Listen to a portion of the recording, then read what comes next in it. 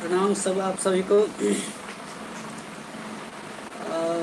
मैं उतना बड़ा कलाकार हूँ नहीं, लेकिन फिर भी कुछ गाने का आज इच्छा हो गया, इसीलिए थोड़ा गा देता हूँ आप लोगों को। अम, पवन सिंह जी का गाना है ये। अच्छा लगा मुझे तो मन हुआ कि सोचा मैं कि आप लोग के साथ लाइव आके कुछ गुनगुना लेते हैं। मैं उतना बड़ा कलाकार नहीं हूँ। चलिए आइए सुनते हैं। हिंदी सॉन्ग है। कॉलेज में जब मैं पढ़ता था, कॉलेज में जब मैं पढ़ता था, ये उन दिनों की कहानी है। मेरे याद में आज भी रोती है एक ऐसी पगली दीवानी है।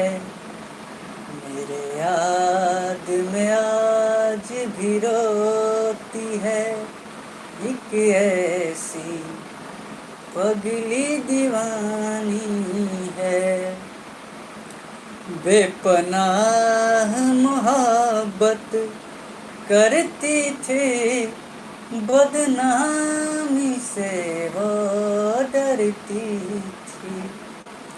शर्माती थी, घबराती थी, छुप छुप के मिलने आती थी। यारों ना इसे तू गलत समझो, मेरे मौजों की वो रवानी है।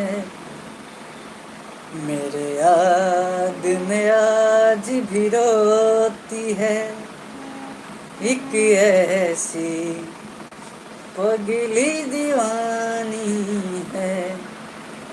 मेरे याद में आज भी रोती है एक ऐसी पगली दीवानी है। प्रणाम आप सभी को।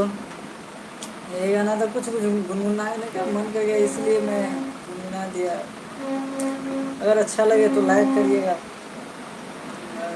अच्छा लगे तो लाइक करिएगा, कमेंट मार दीजिएगा कि अगर अच्छा लगा नहीं लगा, हो सके तो शेयर भी कर दीजिएगा।